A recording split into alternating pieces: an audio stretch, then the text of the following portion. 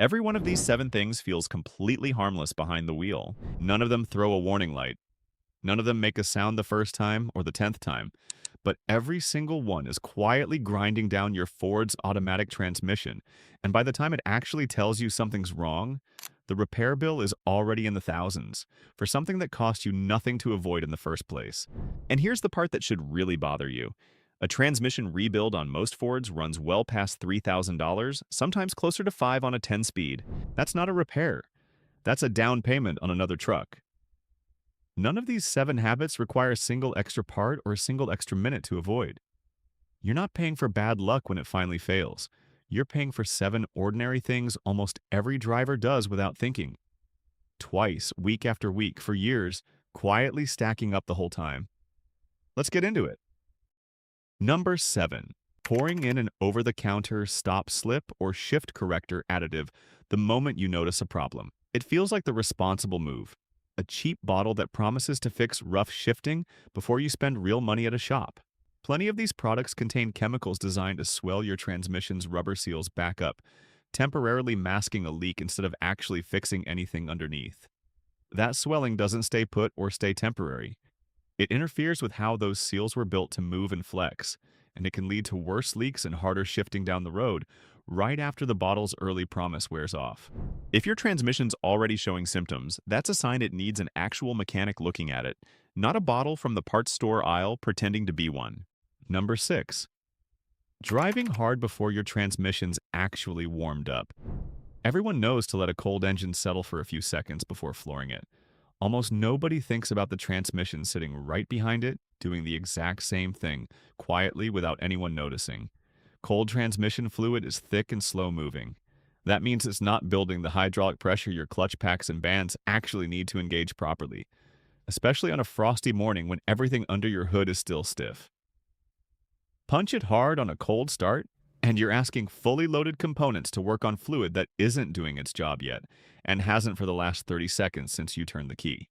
It's not dramatic damage in one moment. It's the kind of thing that adds up over thousands of cold starts across years of ownership. One cold morning at a time. Never dramatic enough on its own to notice. Give it a minute or two of gentle driving first. You're not asking for anything your Ford wasn't designed to handle, you're just letting it actually get ready first. The same courtesy you already give the engine without thinking twice. A transmission that's constantly asked to work hard, while cold, tends to show early slipping in the lower gears first. Right where you'd least expect a problem to start. Most people assume trouble shows up in the higher gears at highway speed instead. This is one of the easiest habits on this whole list to fix because it costs you literally nothing. No part, no tool, no extra trip to a shop. Just 30 extra seconds of patience before you ask your truck to work. Number 5. Believing your transmission fluid is lifetime and never needs a look, not even once in the truck's entire life. Dirty, oxidized fluid is behind most of the slipping, harsh shifts and overheating that eventually kills a transmission. It happens slowly enough that you won't notice the fluid degrading day to day behind the scenes. There's no gradual warning built into the dashboard for this. No light that comes on to say your fluid is turning brown and losing its protective additives. Some owners describe the first real symptom as a delayed engagement, a noticeable pause between shifting into drive and the truck actually moving, which is often one of the earliest signs that the fluid's protective additives have already started breaking down. By the time you actually feel a harsh shift, the fluid's usually been past its useful life for a while already, sometimes tens of thousands of miles, quietly wearing down clutch packs the whole time you were driving normally and assuming everything was fine. A cheap fluid check now is nothing compared to what a slipping 10-speed costs to fix later, and it takes less time than an oil change to find out where you actually stand.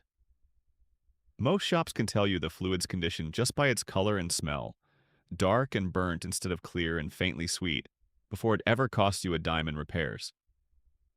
Ford's own official interval on a lot of these 10 speeds says 150,000 miles. That sounds reassuring. That has right up until you realize that number was never really about protecting your transmission in the first place. It was about advertising a low cost of ownership on the window sticker. Number 4. Rocking your Ford back and forth to get unstuck from snow, mud, or sand. It feels like the obvious move when you're stuck, the instinct almost everyone reaches for without thinking. Slamming between drive and reverse over and over, generates an enormous amount of heat in a very short amount of time, far more than an hour of normal driving ever would. That heat can genuinely burn out a transmission faster than almost anything else on this list, sometimes in a matter of minutes instead of years of gradual wear. It's actually one of the fastest ways to turn a stuck truck into a truck that also needs a new transmission, on top of a tow bill you were already trying to avoid. Dig it out with a shovel, use traction boards, or call for a tow instead, even though none of those feel as satisfying as just gunning it. A few minutes of extra effort on the side of the road is always cheaper than a transmission that's been cooked from the inside out.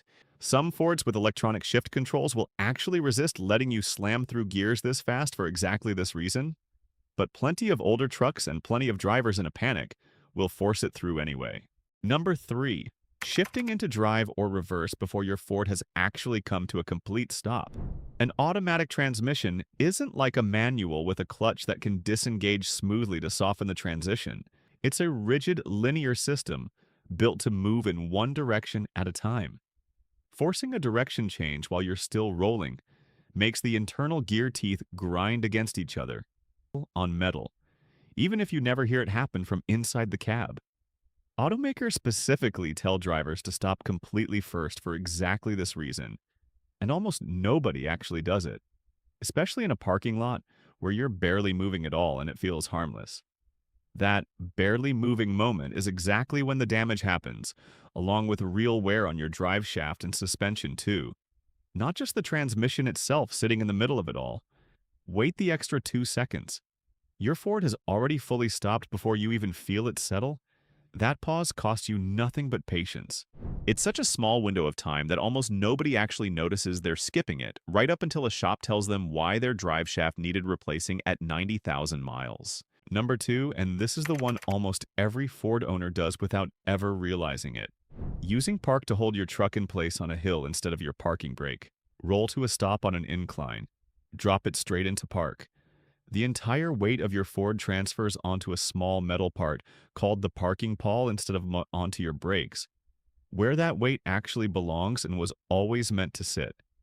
That's the loud clunk you hear pulling out of park on a sloped driveway the next morning. It's the pawl straining to release while it's been holding your whole truck's weight all night long, under constant pressure with nothing to relieve it. The correct order is brakes first, parking brake second, then park last, every single time you park on any kind of slope, no matter how gentle it looks. That transfers the load onto a system actually built to hold it, instead of a tiny pin that was never designed for the job in the first place. It takes 2 extra seconds. Your truck and that Powell will thank you for it over the years. Some newer Fords even give you a subtle hill hold assist to help bridge that gap, holding the brakes automatically for a second or two while you shift. But plenty of owners never even learn it's there and just default straight to the habit that's easiest in the moment. Dropping it into park, the truck stops rolling. Number 1. And this might be the single most expensive mistake on this entire list, especially if you actually use your Ford for what it's built for. Number 1. Towing beyond your Ford's actual rated capacity, or towing regularly without an upgraded transmission cooler installed. When you ask your transmission to move more weight than it's rated for, the torque converter slips to keep the load moving forward. That slip generates serious heat, fast, far more than normal driving ever produces, even on a hot highway day. Transmission fluid starts losing its protective ability as it climbs past 220 degrees. Above 250, it degrades even faster, breaking down almost in real time instead of over months. A single overloaded trip can do it. One weekend hauling a trailer that's a little too heavy for your specific truck's actual rating? That alone can bake the friction material and scorch the clutch packs enough to shorten your transmission's entire lifespan by years, not months. Even a properly rated load, towed constantly in stop-and-go traffic or up steep grades, puts your transmission through more heat cycles in a single summer than most owners generate in years of normal commuting. Check your actual tow rating before you hook up anything, not just what the hitch physically fits on the back of your bumper. Those are 2 very different numbers, and only one of them is printed in your owner's manual for a reason. One honest bonus before we bring this together, especially if you tow with any regularity.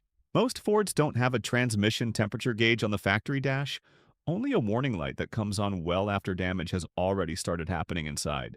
An aftermarket gauge wired into the existing sensor your truck already has gives you a real number to watch instead of waiting for a light you hope you never see.